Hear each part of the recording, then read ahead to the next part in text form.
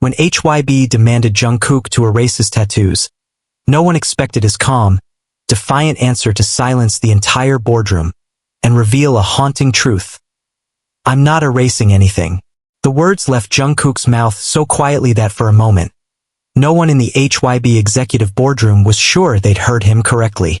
The fluorescent lights buzzed overhead, too bright, too clinical, casting harsh reflections on the long, polished table that now felt more like a courtroom bench. His jaw was set, but his eyes burned, not with anger, but something far colder. Resolve.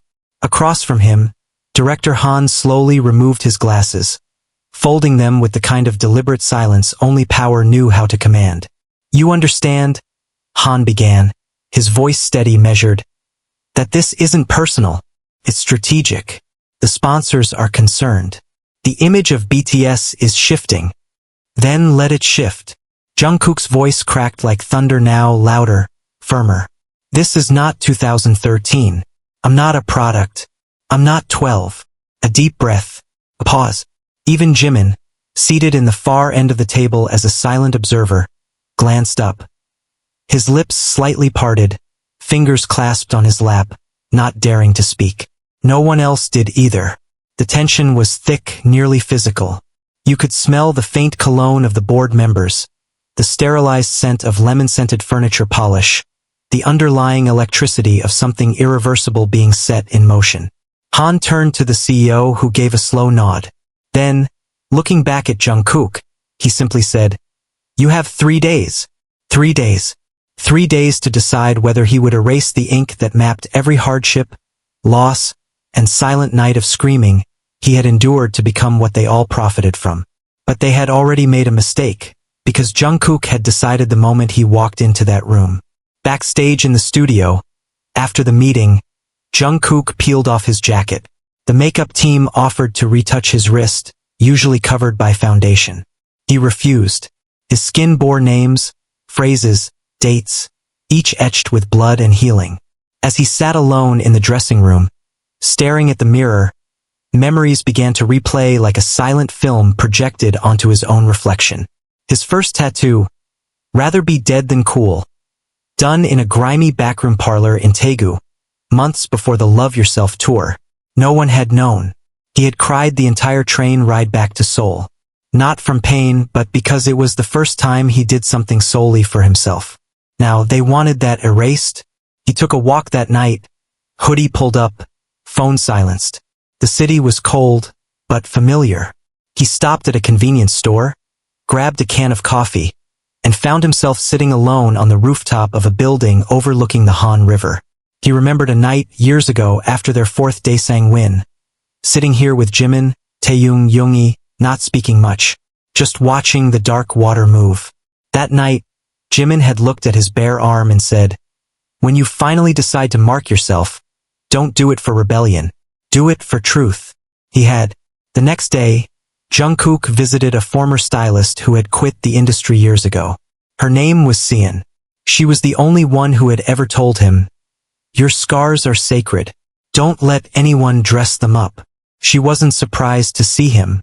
She poured him black tea with 2 sugar cubes the way he liked, and when he asked if he could borrow her studio for a personal shoot, she only nodded. Hours later, Jungkook stood shirtless in front of her camera, his tattoos bared, backlit by soft, golden light. Every line on his skin became a statement, every frame a protest. Not a scream, but a silent scream turned into art. He would post it, all of it, the photos, the words, the story. And if HYBE dared to spin it, then they'd be spinning their own grave. When the photo set hit Instagram the following night, the internet melted. The caption simply read, "My body is not a canvas for approval. It is a map of survival. If you don't understand it, you never knew me." Millions of likes. Endless hashtags, split fandoms. Global news outlets scrambled to translate his words. Articles emerged analyzing every tattoo. Comments flooded in, some praising, some condemning. Inside HYBE's executive office, silence reigned again. Director Han held his phone. His hands trembled. The CEO placed it down and exhaled. He's bigger than us now. And they all knew. They had lost. Not just the battle for control, but the illusion that they ever had it. Do you think you're untouchable, Jungkook? The voice was a snarl, a hiss between clenched teeth, echoing through the private HYBE conference suite like venom thrown across a courtroom. It wasn't Director Han this time. It was President Min himself. The man who rarely spoke unless a scandal threatened to shake the foundation of the company. And now, Jungkook had lit the fuse under their entire legacy. Jungkook didn't flinch.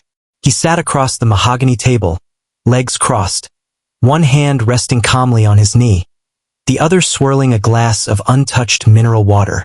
A subtle twitch in his jaw betrayed his fury, but his tone was cold steel. I think I already was. Long before you slapped a brand on my back and called it a contract. Gasps from the side, one staff member dropped a pen. Another visibly swallowed her panic. Jimin, again in the room, stood frozen near the wall, his eyes flickering between the two men. But this time he wasn't silent. He stepped forward. That's enough, both of you. Stay out of this, Park Jimin, the president snapped, his voice slicing the air like a blade. You of all people should know what loyalty means. Jimin's face contorted. Hurt, anger, disbelief all tangled together. Loyalty, Jungkook spat, rising slowly. You mean silence, submission. You taught us that from day one. Smile when it hurts, bow when it bleeds, and never question the hand that owns your music, your image, your skin. He tugged the sleeve of his black shirt up to his elbow, revealing the intricate lines of ink. The ones they asked him to hide, to erase, to apologize for. Every time I hid this, I lied to the people who love me for who I am. Not for the mannequin you market. A heavy pause. Then the door burst open. Yoongi. He wasn't supposed to be in the building. He was on military leave halfway across the country. But there he stood now, hair cropped short, still in civilian uniform, eyes burning as he marched inside like a man who'd had enough. You're threatening him? He said to the board, his voice low but deadly. After everything? After what we sacrificed for this label? No one answered. No one dared. I was there when Jungkook got that tattoo. It wasn't rebellion, it was a goddamn lifeline. He got it after we lost someone. Everyone froze. No one spoke of that night. The trainee, Kim Yoon, who had jumped from the company roof 5 years ago. The news was suppressed. The family silenced. No one ever mentioned him again. But Jungkook never forgot. He got the tattoo the day after the funeral. The words, make it count, or don't make it at all. A tribute. A reminder. A scar. Yoongi looked the president dead in the eye. If you erase that, you erase him. Later that evening, Jungkook stood alone in the HYBE rooftop garden, leaning against the railing, the Seoul skyline shimmering behind him. He lit a cigarette, a habit he'd picked up in secret, only ever indulged on nights like this. Jimin joined him. For a while, neither spoke. You should have told me, Jimin finally said, voice soft but cracked with emotion. I would have stood beside you. Jungkook didn't look at him. You were too busy defending the company to see they were gutting us. Silence. I was scared, Jungkook. I still am. Jungkook turned, locking eyes with him. Then choose a side. Because I'm done bowing. What neither of them knew, what no one in the building knew, was that across Seoul someone else was watching. Someone who used to be part of the label. Someone they buried legally, quietly, with NDA after NDA. She sat in her dark apartment, watching Jungkook's Instagram post go viral, her trembling hand tracing the lines of a similar tattoo on her thigh. Her name, Seo Hannah, former HYBE trainee, disappeared from the radar after a disciplinary suspension. She had proof, files, recordings, photos, enough to burn down the entire system. And for the first time in years, she felt something stir in her chest. Hope. The next morning, every major Korean news outlet was ablaze with headlines. BTS Jungkook defies HYBE tattoo demands. Fans divided worldwide. HYBE faces internal rebellion. Yoongi seen storming into meeting. Netizens dig into Jungkook's tattoo history. Who was Kim Yoon? But the real shock dropped at 10:47 a.m. An anonymous Dropbox link sent to all major media houses. Inside, voice recordings, private memos, and footage, including a secret meeting from 2020. Jungkook. A contract placed on the table. One clause highlighted in red. Permanent body modifications require executive approval. Jungkook's voice on tape. So I'm your property then? You're an asset. Then silence. Then Jungkook. Then maybe it's time I set myself on fire. Let's see who burns first. In a matter of hours, hashtags exploded globally. Hashtag Free Jungkook. Hashtag Ink is not rebellion. Hashtag HYBE exposed.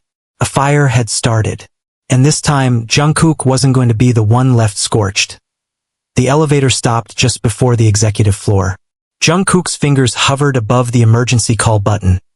Not to press it, but to remember. The faint scratch beside the metal panel. He had made that dent himself years ago, when he slammed his fist into the wall after a rehearsal where a manager told him, "You'll never be more than the face we market." And now here he was no longer just the face but the fire. The reckoning. The doors opened. Silence. No reporters. No PR managers. Just a long corridor leading to the war room.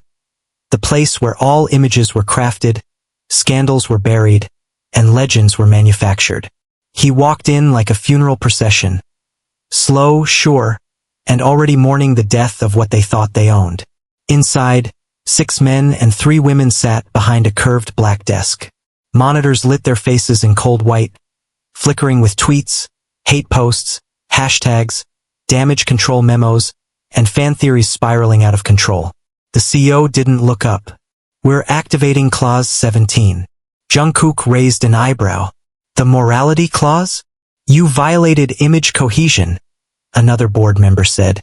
"Defiance against company directives. Public insubordination. You've broken protocol." "I broke your illusion," Jungkook snapped. They all turned. "You built this brand on our stories. Our tears. Our sacrifices. You made billions off our silence. And the second I tattoo a memory on my skin, you scream betrayal?" A woman from legal leaned forward. "It's not about betrayal, it's about precedent. If you're not punished, every idol under this label will think they can speak up." Good. One word. Sharp. Unapologetic. Terrifying in its clarity. "Good," he repeated. "Maybe they should speak up. Maybe they should stop starving themselves, stop hiding their sexuality, stop begging for 3 hours of sleep. Maybe they should ask why every trainee dorm has security cameras in the F***King bathroom." A collective intake of breath. The HR director stood up so fast her chair screeched. "Take that back." But Jungkook didn't blink. "Do you want me to list names? There's a girl named Hannah with matching ink on her leg. She disappeared in 2021. Did she violate image cohesion, too? Or did she just refuse to sleep with your A&R director?" A hand slammed the table. Another shouted, "He's bluffing," but panic crept in their eyes. Not because he was loud, but because he wasn't. He was calculated, controlled, dangerous. Yoongi had warned them. Don't corner a man who's already bleeding. He'll stop fearing the knife. That same moment, in a modest apartment across Seoul, Hannah stared at her cracked phone screen. She had been anonymous for 3 years. No social media, no contact with former trainees, no speaking to press. But now her face was on the screen again. Breaking BTS Jungkook mentions disgraced trainee Hannah in heated HYBE confrontation. Below that, tattoo girl mystery resurfaces. Was there abuse behind her 2021 disappearance? Her hands shook as she scrolled further. He remembered her. He spoke her name. And now the world wanted to know. She looked at the manila envelope she hadn't opened in years. The one she had hidden in her mother's attic, filled with photos, chat logs, medical records, bruises. And under that, a USB. It was time. At HYBE HQ, an emergency press conference was scheduled for midnight. A desperate attempt to control the storm before it swallowed them whole. The room was filled with blinding lights, Rows of reporters, armies crying outside the building, protest signs reading, "Let them breathe," and Jungkook's skin, Jungkook's story. The CEO took the podium, face pale. "We regret recent miscommunications regarding our artist Jeon Jungkook. HYBE upholds the highest ethical." The back door burst open. Hannah, camera flashes went wild. She didn't wait for permission.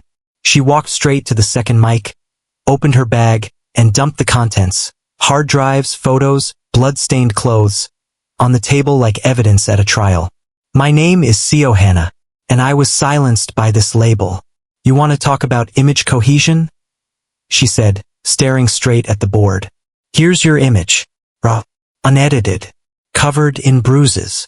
The entire hall erupted. Jungkook wasn't in the room. He was watching from a private room with Jimin and Taehyung. Jimin covered his mouth with his hand. Taehyung whispered, "She actually did it." Jungkook only muttered, "I never expected her to, but I'm glad she did." 20 minutes later, the video dropped. Yoongi had leaked it. A hidden camera in the old vocal room recorded 3 years ago. Hannah crying. A manager yelling. Her phone taken away. A slap. Silence followed by a familiar voice. "If you speak out, you'll never debut anywhere. Not here.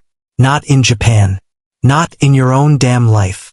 The man on video was now a HYBE executive director. The world went feral. HYBE's stock dropped 16% in an hour. Petitions flooded with over 1 million signatures calling for mass resignations. The UN Human Rights Committee tagged the video. And in the middle of it all, Jungkook posted only one sentence to his story. "They called it rebellion. I called it truth." The final blow came not from the media, but from within.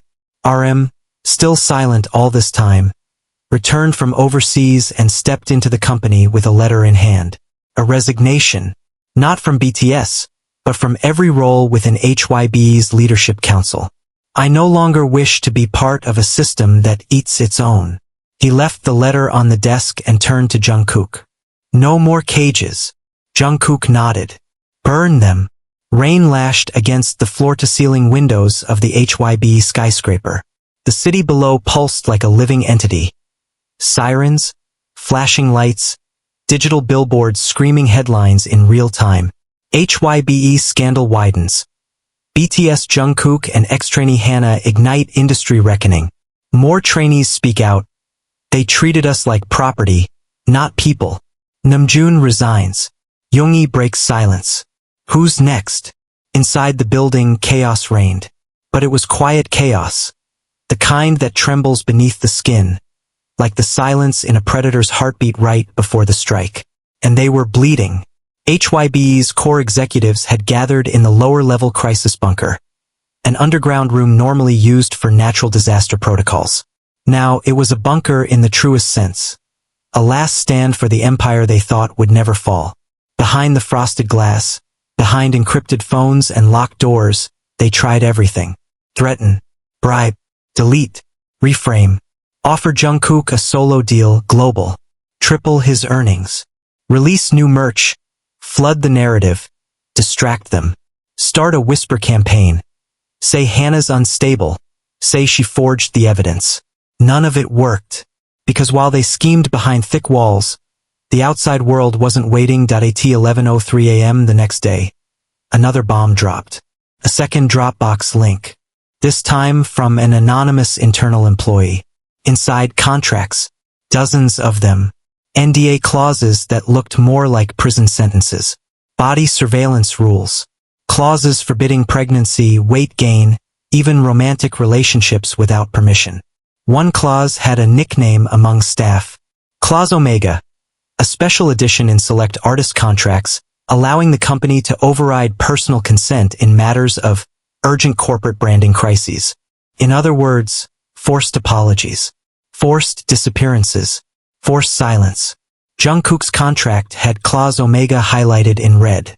And yet, somehow he had broken free. How? The world didn't know yet. But Jimin did. Because 4 months ago, long before any of this began, Jungkook had visited a lawyer in secret.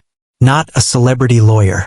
Not a HYBE-approved puppet, but a legal pit bull who specialized in contract dismantling. A woman named Yoon Chaerin, an ex-corporate attorney who once burned down the case against a pharmaceutical giant by leaking their own hidden memos.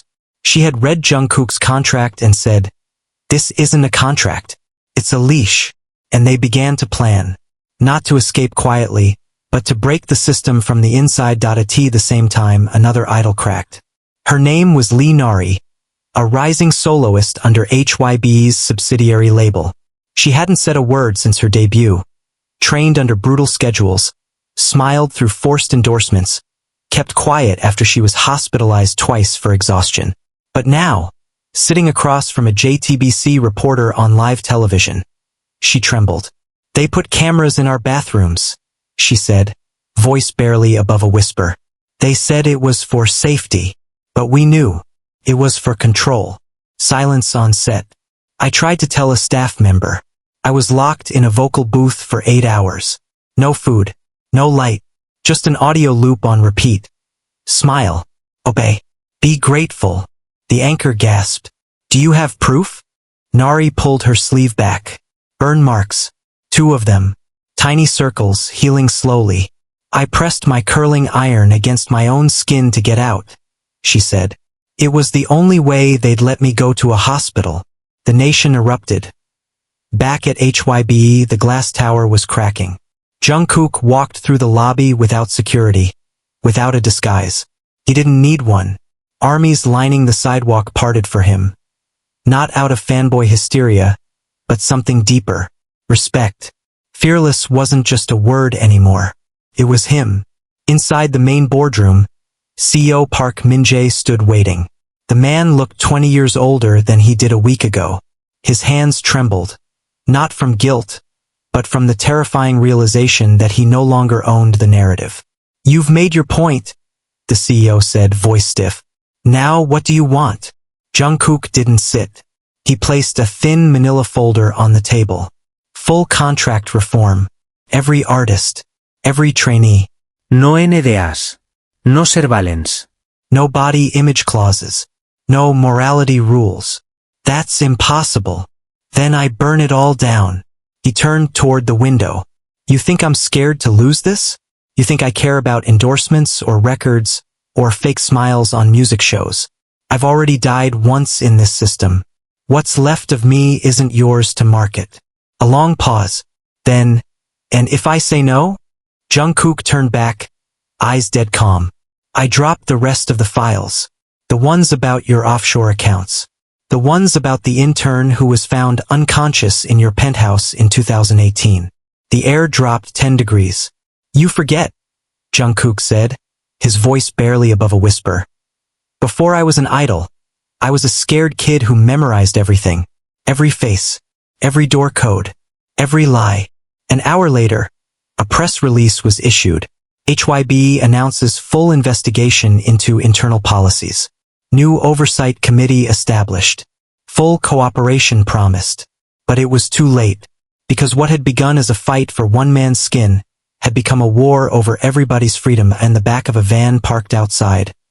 Hannah watched the news, tears running down her face. She wasn't alone anymore.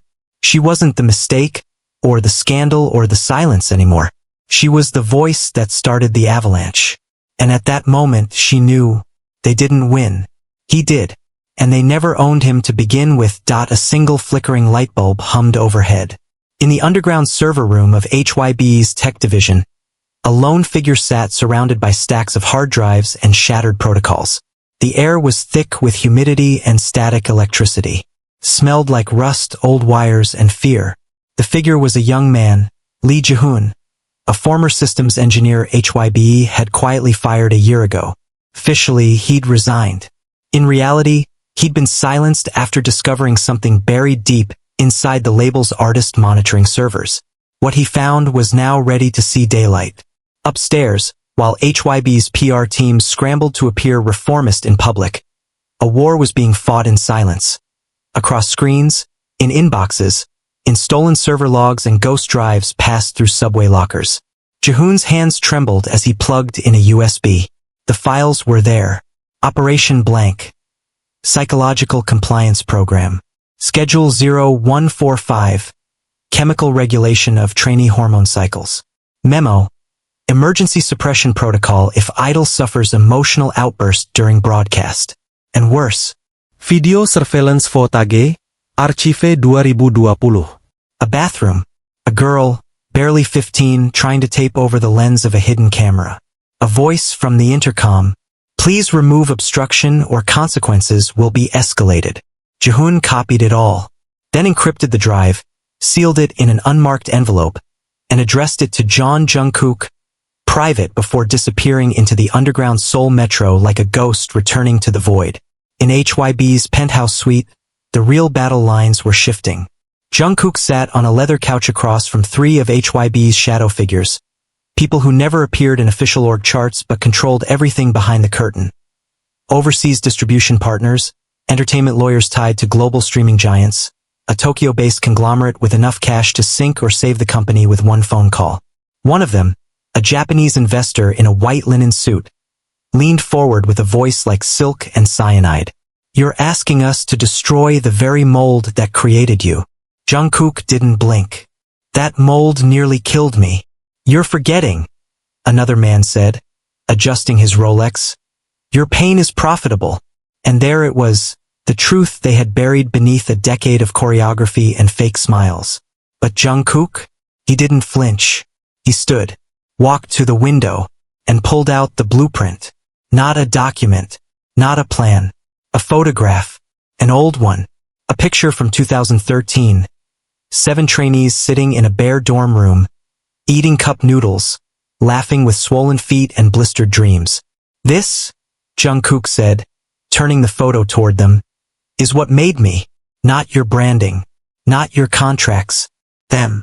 He tapped each boy's face. Taehyung, Namjoon, Jimin, Hoseok, Yoongi, Jin.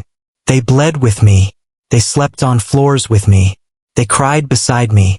Not one of you were there, not when we failed, not when we starved, not when we begged you to let us rest for just one more hour. Silence.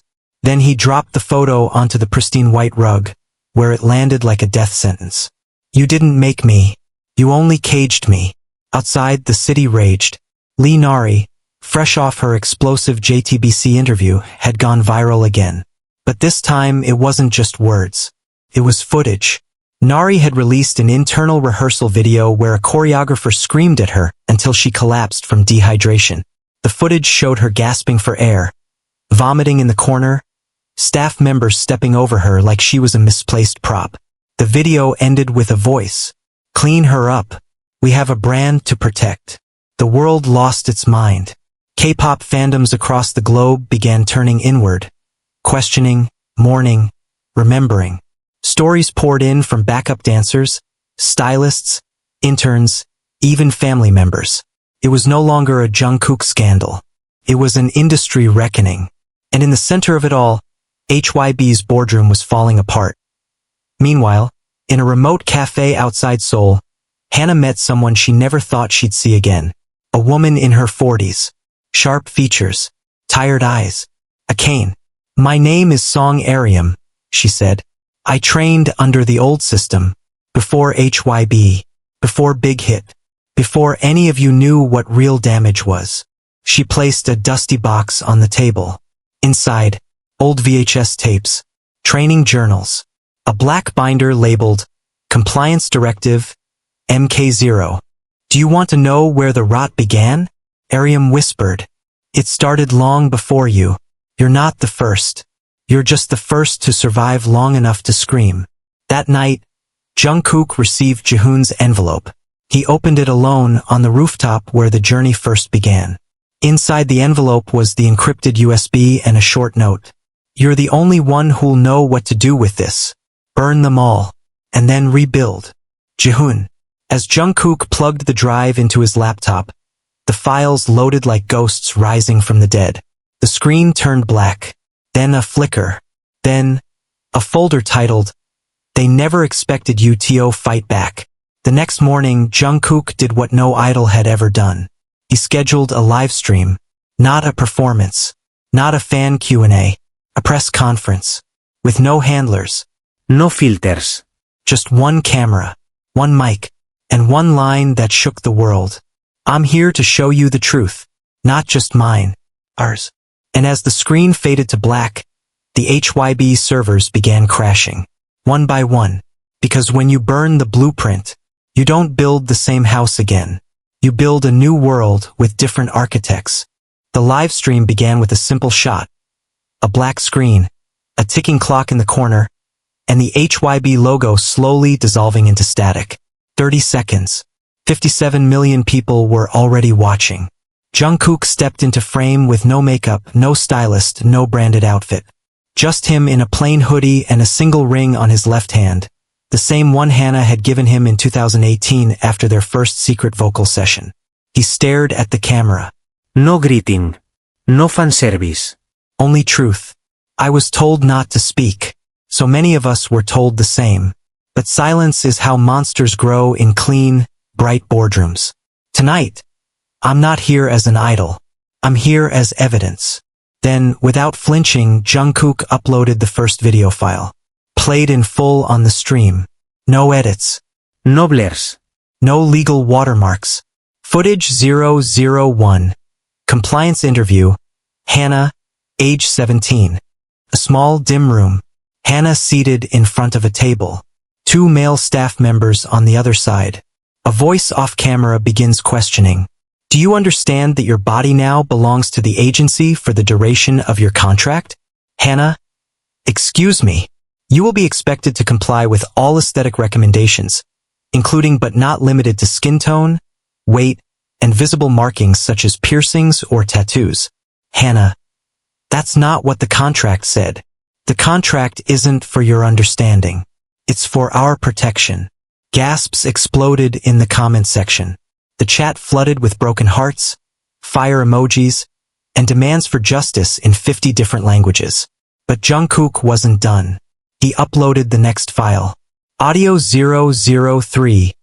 Yoongi's voice, 2021. A secret recording from a dressing room. Yoongi speaking softly, clearly unaware he's being recorded. I saw her cry in the stairwell. I wanted to tell her to leave. But then what? Where would she go? HYBE owns our past. They wrote our future before we even signed. I stayed for the others. I stayed because I was scared too. The comment section slowed. Some stopped writing. Others just watched. Weeping. Silent. A culture of obedience was unraveling in real time. 30 minutes in, Jungkook took a breath. His voice cracked. Not from nerves, but from restraint. Every emotion had been ironed flat behind years of idle etiquette. But now it bled through. When I got my first tattoo, I was told I had ruined my image, that I'd hurt our brand. But they never asked why I got it. I got it after I found out one of our backup dancers, Jeon, had taken her own life. She was 17. Her autopsy showed malnutrition. The company statement said she passed peacefully in her sleep. That was a lie. The stream paused, not from technical error but from deliberate silence. And then, Jungkook did the unthinkable. He turned around and lifted his hoodie. Across his back were 6 tattoos. Some armies had seen hints of, but never this clearly. Each one a name. Not celebrity names. Trainees, stylists, dancers, people the industry forgot. Each one of these names is someone the system erased. He turned back around, eyes glassy but sharp. You think I'm dramatic? That I'm ungrateful? I am grateful. Grateful I lived long enough to finally tell the truth. Simultaneously, HYBE HQ was in disarray. The security team tried to take down the stream, but Jungkook had routed it through a decentralized Korean network, impossible to shut down without blacking out entire regions of Seoul. Lawyers screamed into phones. PR teams scrambled emergency statements. But then came the final nail. USB file 019. Clause Omega. Audio transcript. CEO Min Jae. A boardroom conversation secretly recorded during a 2022 crisis meeting. The CEO's voice was unmistakable. If Jungkook resists again, activate Omega. Leak something if we have to. Make him look unstable. Fans eat that up. His own people will turn on him. Another voice. And what if he sues? He won't. He's been trained to feel guilty for breathing. He's still ours. When the clip ended, Jungkook didn't speak for nearly a full minute. Then, you taught me how to smile on stage while dying inside. You taught me how to take blame for your decisions. But you also taught me something you didn't intend. That silence, once broken, is louder than any stadium. He stood up, walked off-screen, and left the live stream running with one final slide. To the survivors, this stage is now yours. In the hours that followed, the internet became unrecognizable.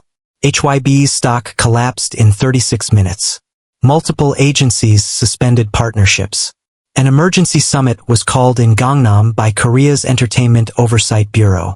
But the true shock came when 3 other former idols, men from other labels, went live with matching stories. Assault, camera abuse, diet pills, forced silence. One of them attempted suicide in 2020. His label made him apologize for wasting time on mental illness. Jungkook's fire had spread. At home, Hannah stood by her window, tears running freely. Behind her, her laptop buzzed. A new email. Subject, emergency meeting with President Yoon, Blue House. Content, please come forward. We are listening now. She closed her eyes. It was beginning. Not revenge. Not scandal. But correction. And Jungkook? He didn't go online again that night. He sat with Taehyung and Jimin on the rooftop, watching Seoul flicker and burn. No champagne. No victory speeches. Just silence. And the wind whispering over the city that finally heard the truth. The system hadn't just cracked. It was hemorrhaging. And Jungkook never raised his voice. He simply refused to lower it anymore. They called it the Reckoning Day. 2 days after Jungkook's livestream, Seoul awoke to silence. Not the peaceful kind, but the disoriented hush of a city that had witnessed something irreversible.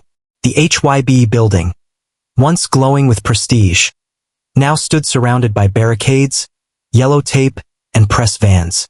Protesters had taken over the sidewalks, holding signs that read, "Jungkook spoke for us," "They starved us to shine," and "K-pop is not consent." But inside, far from the cameras and chants, a war was escalating that no one had seen coming. Because deep within HYBE's legal archives, a file had been opened, a restricted protocol codenamed Kira, an artificial surveillance program developed to monitor idols' emotional patterns, online interactions, and physical fatigue thresholds, designed to predict and manipulate meltdown probability. And it had one clear alert flashing red. Jungkook, status, rogue. In a hidden underground room, accessible only by retinal scan, a group of executives stared at the Kira dashboard. It showed graphs, emotion charts, even live microphone access from dressing rooms and dorms. Every idol's file read like a behavioral lab study. "Shut it down," the SO barked, sweat glistening on his temple. "We cannot let this leak. If the public sees this, it's too late," said the head of cybersecurity. "There's been a breach. The entire system's being scraped. Someone's pulling it out, piece by piece." "Who?" A pause. Then, Yoon Chaerin, Jungkook's lawyer, the pitbull. Meanwhile, in a former trainee dorm now turned safe house, Yoon Chaerin sat surrounded by laptops. Her glasses fogged, her fingers moving like they were possessed. "Jungkook didn't just open a door," she muttered. "He lit a path. I'm making sure others can walk it without dying halfway." Around her, whistleblowers gathered like survivors in a war bunker. Lee Nari, Seo Hannah, 2 stylists, a former security guard from 2015, who once covered up a vomiting trainee on a music show by mopping her blood off the bathroom floor. Chaerin opened the next file. Project Calibrate. Internal memo.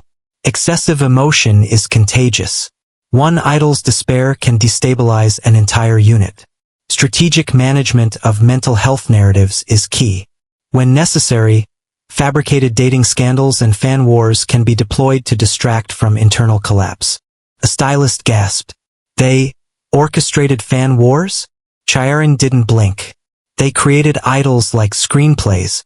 Jungkook just shredded the script. Back in HYBE's upper floor, panic gave way to desperation. President Min Jae paced the boardroom, phone to ear, barking into a private encrypted line. No. I don't care if it's illegal. You find a way to discredit him. Leak something. Fabricate if you have to. Do you hear me? On the other end of the call, a voice answered, cool and detached. Too late. Jungkook already gave the world his worst truths. There's nothing left to use against him. You built him to be untouchable, and now you can't touch him. Click. Call ended. Min Jae looked up, and standing in the glass doorway, like a phantom from the past, was Kim Namjoon, the former leader of BTS. Is that how you dealt with us all along? Namjoon asked, voice low, dangerous. Like pawns? Like expendables? You're overreacting. No. I underreacted for a decade. I watched you milk our pain into platinum records. I watched you profit off our trauma, our bodies, our souls. Namjoon, you made us build an empire of smiles over broken backs. But you forgot one thing. What? We're still alive, and we remember everything. At 3:15 p.m., another shockwave hit the internet. An anonymous archive site titled The Black Book of K-pop went live, instantly trending #1 worldwide.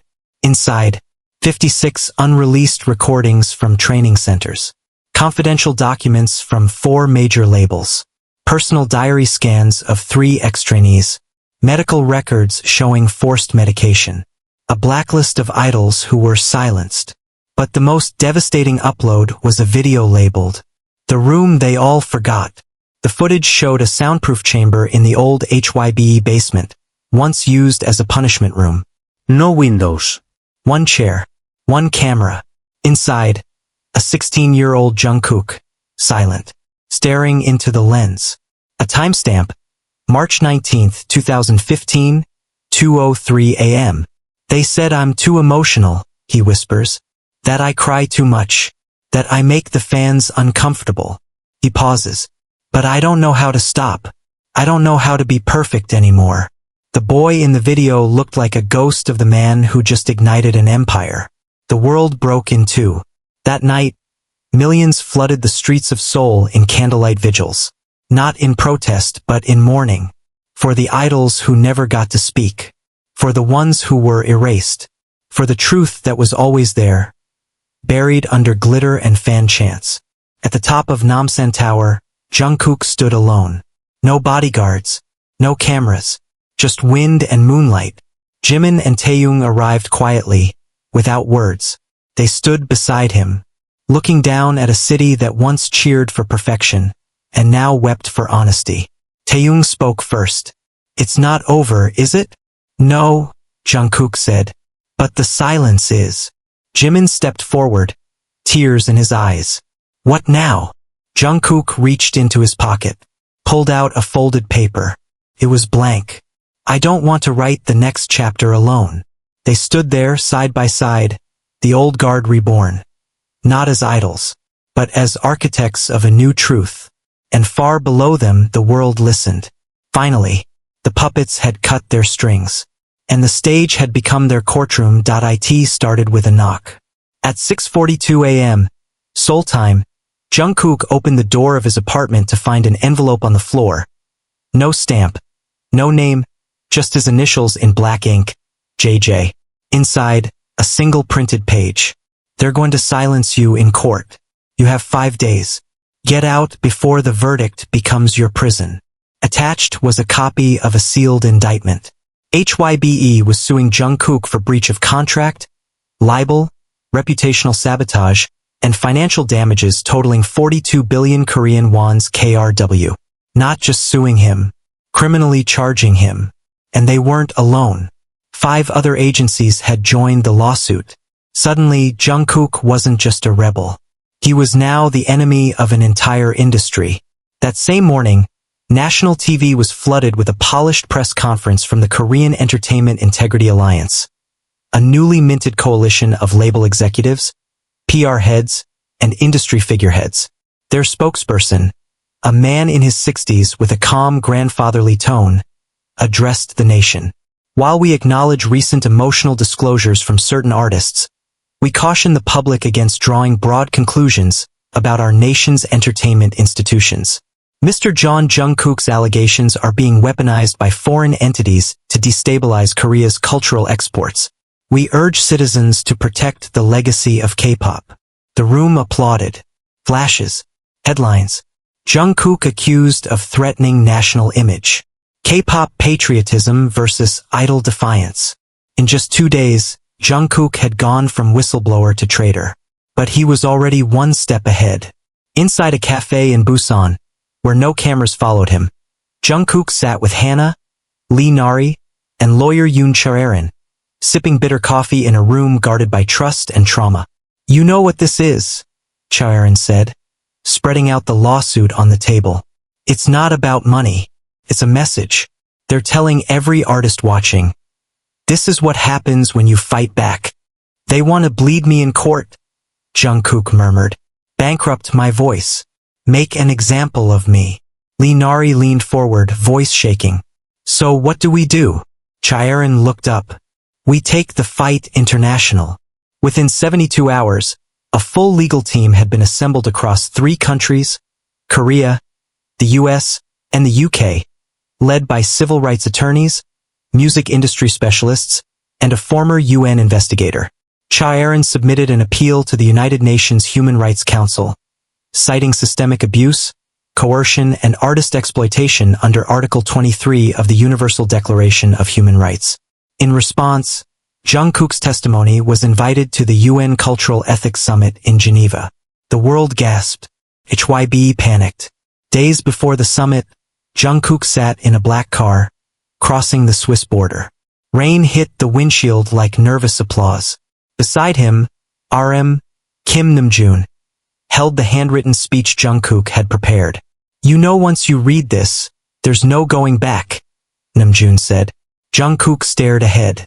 "I'm not going back anyway." He walked into the Palais des Nations alone. No entourage.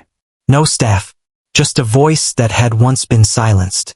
And when he stood before the international delegates, the room fell into a hush so thick it felt like breathing guilt. "My name is Jeon Jungkook. I was 13 when I signed my life away. I was taught to bow more than I spoke. I was applauded when I starved, praised when I bled, and adored when I obeyed. But when I spoke, when I finally screamed, I became a threat. Not because I lied, but because I told the truth." Silence. Then thunderous applause. No K-pop idol had ever stood at that podium. None had dared to name the system, not just by implication but with names, documents, and blood evidence. That night, the HYBE boardroom cracked like a dam. Resignations poured in. Investors fled. And then something unthinkable. A leak from inside. Not by a hacker, but by the CEO's own assistant. A woman named Min Seo-yeon, who had served the company for 15 years, released a 243-page dossier to the press titled, "Idol Factory: Inside the Abuse Model of Korea's Top Labels." It included forced starvation orders emailed to managers, pre-drafted mental health statements for public use, sexual misconduct cover-up agreements, a categorized list of idols marked as disposable liabilities. Jungkook's name appeared on that list. So did Hannah's. So did Nari's. So did dozens of others. And beneath every name, one word: muted. The global media went into nuclear mode. CNN, BBC, NHK, Al Jazeera, every outlet was covering the scandal now known as the idol trials. And in Korea, public sentiment flipped. What began as a divided crowd of loyalists versus rebels became something else. The people turned not against Jungkook, but against the silence they'd normalized. They remembered the exhaustion in idols' eyes, the mysterious hiatuses, the perfect apologies that felt eerily scripted, the pain that had always been visible but never acknowledged. They had loved the art, but now they demanded justice for the artists. Inside the Supreme Court of Seoul, the walls trembled with something no one had expected. Testimonies. From dancers. From former interns. from a 54-year-old janitor who had worked in the trainee dorms and recalled the sounds of crying that never stopped. And finally, Taehyung. He sat on the witness stand, eyes sharp, voice calm. Jungkook didn't betray us. He freed us. If the system falls, let it. Maybe it was never supposed to stand in the first place. Outside the courthouse, a sea of people gathered, holding signs not of fandom, but of solidarity. Let them be human. No more perfect slaves. Art should not hurt. And in the middle of them all, Jungkook emerged. Not with a smile, not with tears, but with a fire in his eyes no one could extinguish now. The judge had not yet ruled. The lawsuits still stood. But the idol machine, it was dying. And the boy who once danced for its approval, now stood tall enough to bury it. For good. The sky above Seoul was black, but not because of night. It was the smoke. At 3:47 a.m., HYBE's primary digital infrastructure facility caught fire, thick, chemical flames consuming walls of servers, paper archives, and untraceable internal backups. The blaze spread so fast it took 17 fire trucks and a full lockdown of 3 city blocks. No casualties. No injuries. But one thing was clear from the start. This wasn't an accident. Security footage showed a masked figure entering the server room at 3:02 a.m. By 3:08, the power was cut. By 3:11, fire suppression systems were disabled. And by 3:30, all hard drives connected to Project Kira, Calibrate, and Claus Omega were engulfed in flames. By morning, the media called it the digital arson of the century. But to Jungkook, felt like the beginning of something darker. He stood before the smoking ruins just as emergency crews dragged out twisted metal trays. The remains of the servers that once surveilled his body, charted his emotions, and threatened to erase his autonomy. Hannah stood beside him, face pale. "They're panicking," she said. "They're destroying evidence before the courts can subpoena it." Jungkook didn't speak. He simply took out his phone and sent one encrypted message to Yoon. Plan B. 2 hours later, Plan B went live. A full, public blockchain archive titled The Idol's Testimony appeared on the Korean government transparency portal. It included everything: transcribed diary entries from over 60 idols, deleted staff memos, medical photos, audio logs from suicidal hotline calls made by trainees, most of which had been routed internally to company PR reps, not doctors. And at the top of the page, "This is not a scandal. This is evidence. We will not be erased." The site received 1.2 billion visits in 5 hours. HYBE's legal team issued a panic cease and desist. But it was too late. The information was decentralized. Mirrors of it were already being hosted in 38 countries. The truth wasn't in one place anymore. It had become immortal. But even as the public rallied, something far more dangerous brewed in silence. That same evening, Jungkook received a call from an unknown number. He answered. Silence. Then a voice. Low. Threatening. "You think the courts can protect you? We built those judges. We paid their families' tuition. You are not David. This is not a fair fight. If you don't back down, we won't kill your image. We'll kill what you love." Click. He stood frozen in his hallway, heart pounding, hands trembling. Not with fear, but with calculation. His first instinct was to call Jimin. Then he hesitated, because Jimin had been missing for 12 hours. Taehyung arrived 15 minutes later. "I can't find him either," he said, pacing. He left the studio last night after giving his court statement. His phone's off. No one's seen him. Jungkook's fists clenched. No. No, no, no. Then the next horror dropped. On social media, anonymous accounts began posting private videos, grainy, secretly recorded clips of BTS dorms from years ago, obviously taken without consent. The captions were chilling. "You wanted unfiltered truth? You wanted to break the image? Let's give them everything. They worshipped you when you smiled. Let's see if they love you after this." Private breakdowns, conflicts, crying fits, fainting rehearsals, all spliced and edited for humiliation. The videos went viral. The comments exploded into chaos. He's mentally unstable. Is that why he got tattoos?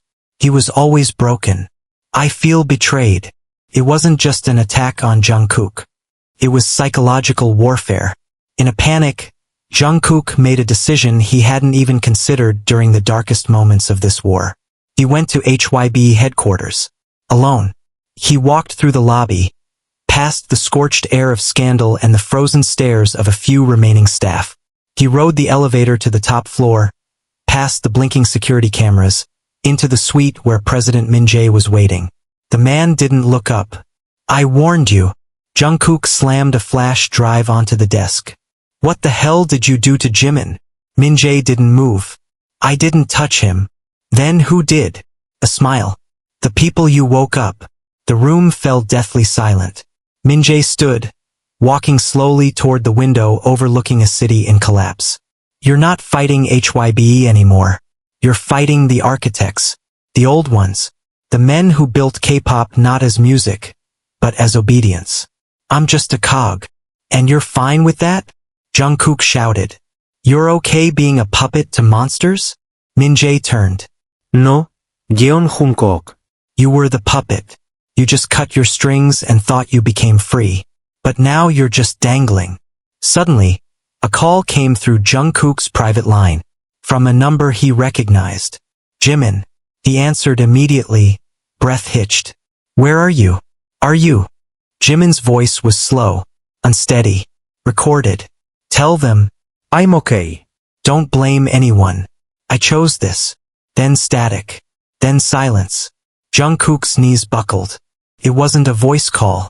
It was a leak. A planted recording. Meant to fracture him. He looked up at Min Jae, who simply pressed a button on his desk. The screen behind him flickered on. Surveillance footage of Jimin, in a dark studio, seated, eyes vacant, surrounded by men in suits. One of them leaned in. You can end this. Just disavow Jungkook. Say it was all lies. We'll let you go. Jungkook walked out of the building 5 minutes later, face numb, heart on fire. He had never known hatred like this. Not the public's, not the labels, but his own, toward a world that demanded silence and punished honesty. He took out his phone and recorded a single message, live on Instagram. You're hurting him to get to me. I know that. But here's the truth you already lost. Because even if you erase us, the world has seen behind the curtain now. And they'll never unsee it. He ended the video. And then, without hesitation, he activated the final failsafe. The anonymous whistleblower broadcast. A 24-hour international video relay across streaming platforms. Launching interviews with other silenced idols. Dozens of them. Each one pre-recorded and scheduled. Impossible to intercept. And as the first video played, a voice came through the door of Jungkook's apartment. Weak, tired, real. Kook. Jungkook spun. Jimin stood there, bruised, alive, and whispering, I didn't break. And in that moment, the war stopped being metaphorical. It became personal vengeance. Because they had tried to kill the fire. But now they'd given it oxygen. And Jungkook was ready to burn the entire machine to ash. The world didn't breathe that night. The final broadcast of the whistleblower relay was only hours from ending. But it had already broken history. 57 former idols. 23 current ones using voice alteration and shadowed footage. For suicide notes, read aloud by surviving relatives for the first time. Millions criaient. Millions raged. But in the eye of that storm, Jungkook was completely still. He sat beside Jimin on the floor of his dimly lit apartment, nursing a black eye Jimin had sustained and 1,000 invisible wounds Jungkook now wore across his entire being. Jimin spoke for the first time since returning. They didn't break me, but they almost broke what I believed about us. Jungkook swallowed. You don't need to explain. No, I do, Jimin said, voice hoarse. When they sat me in that room, they didn't threaten me.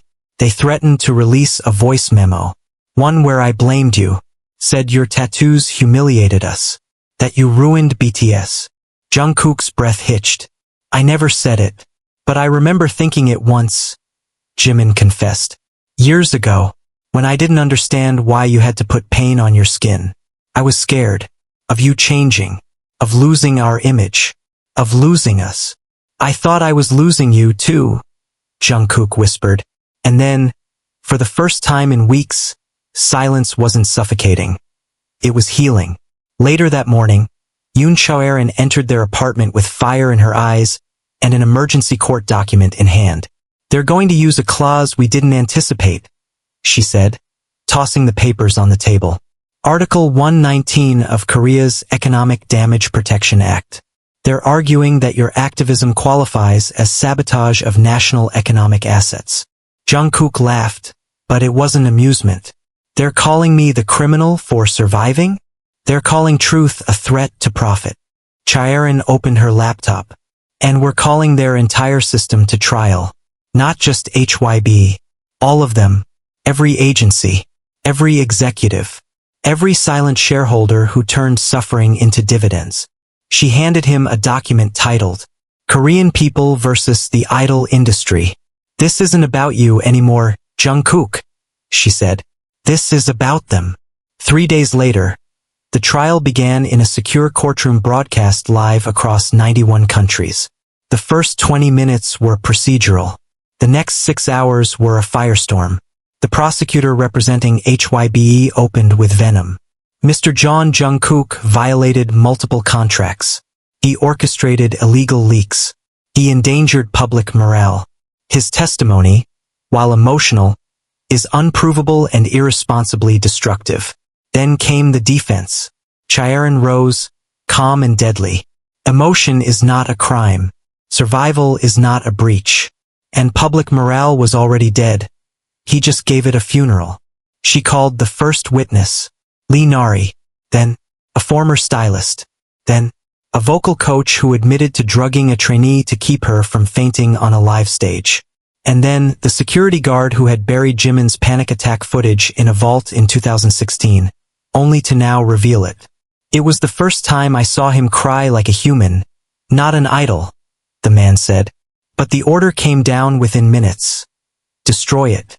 He must always look strong. But it wasn't until the final day of the trial that the room truly collapsed into stunned disbelief. Because standing at the center of the courtroom was Park Min-jae, HYBE's own ex-CEO. He had been removed from the company just days before. Disgraced. Alone. A man abandoned by the same system he helped build. And now he wanted immunity. In exchange for testimony. He cleared his throat. His voice cracked like a dry branch. I watched boys cry themselves to sleep and told them it was branding. I covered up one of our directors assaulting a 17-year-old. I authorized the surveillance of bathrooms, dorms, even their personal journals. He paused, then looked directly at Jungkook. I told Jungkook he was a puppet, but I was wrong. He was the only one who ever cut his strings. Gasps. Cameras clicked furiously. Tears fell. Not just from fans but from reporters, judges, jurors. The ruling came swiftly. Jungkook. Not guilty. HYBE and affiliate agencies. Ordered to pay 121 billion Korean wons in damages. Mandated to release over 300 idols from coercive contracts. And subjected to federal restructuring. But the true punishment wasn't the verdict. It was the awakening. 2 weeks later, Jungkook stood on a makeshift outdoor stage in front of the Korean National Assembly. He didn't sing. He didn't dance. He read from a single card. We were never the product. We were the price. You bought our silence with fear. But now, we've run out of fear. Behind him, artists began stepping out. Some still in their teens, some middle-aged, some once famous, some unknown. They stood beside him. Together. Free. That night, Jimin found Jungkook on the rooftop again. No cameras. No phones. Just 2 boys who had once auditioned to escape poverty. And ended up inheriting a kingdom of pain. You did it, Jimin said. Jungkook didn't reply. Instead, he turned to face him with tears in his eyes. No, we did. They stood there as soul glittered beneath them. Not a prison anymore, but a possibility. A new industry would rise. One with no chains. No contracts in blood. And when it did, its first anthem would not be perfect. It would be honest. And maybe finally enough. For oh,